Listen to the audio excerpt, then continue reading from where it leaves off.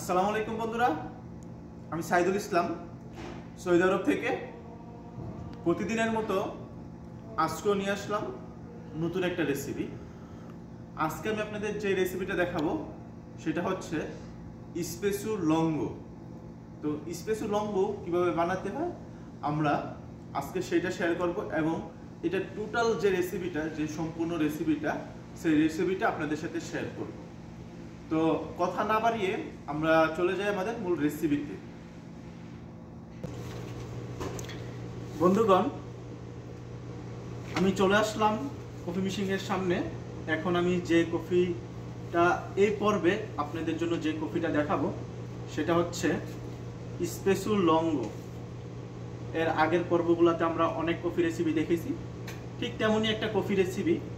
এই কফি রেসিপিটা অত্যন্ত সহজ এবং এই কফিটা অনেক অনেক সুস্বাদু। শুধু espresso দিয়ে কিভাবে বড় একটা কফি বানানো যায় সেই কফিটা আমরা দেখব। আর এটাকে espresso loungo বলে।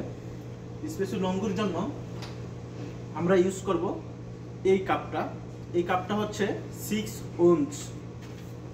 তো আমরা এই 6 ounce-এর কাপটা ব্যবহার করব, মানে হচ্ছে 180 মিলি এই কাপটা।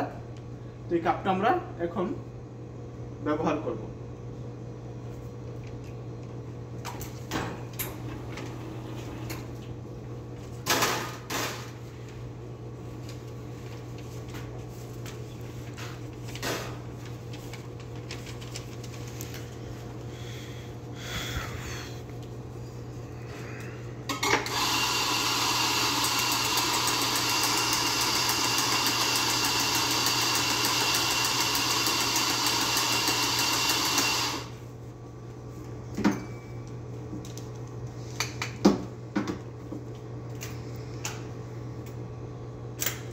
espresso loungoর জন্য 15 গ্রাম espresso বিমের প্রয়োজন।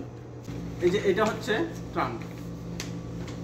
এই যে আমি এটা দিয়ে ট্রাম্প করছি কফিটাকে, বা জাতা দিচ্ছি, সুন্দরভাবে সেট করে নিচ্ছি। এই জাতার পরিমাণ হতে হবে 10 কিলো, 10 কেজি ওজনের হতে হবে।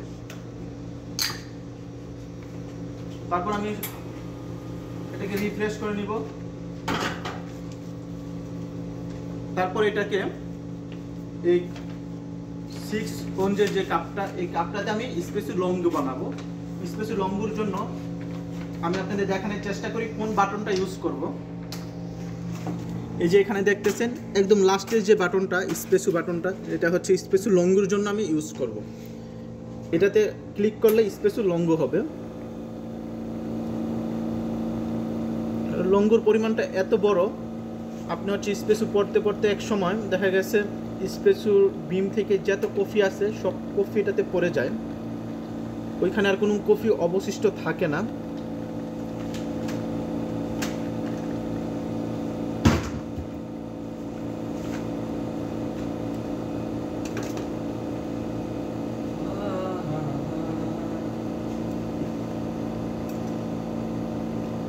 যখন আমার এই কাপটা ভরে যাবে তখন আমি এটা অফ করে দিব।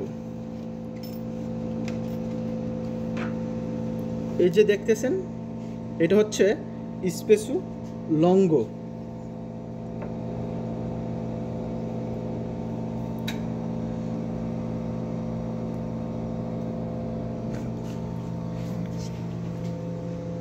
ছবি তুলে এতক্ষণ দেখলেন কত সুন্দরভাবে আমরা espresso loungo প্রশিক্ষণটা নিলাম। loungo কিভাবে বানাতে হয় সেটা সম্পর্কে জানলাম। তো আমার এই রেসিপিগুলো যদি আপনাদের ভালো লাগে তাহলে শেয়ার করতে পারেন ফ্যামিলি, বন্ধু এবং আত্মীয় স্বজনের সবার সাথে।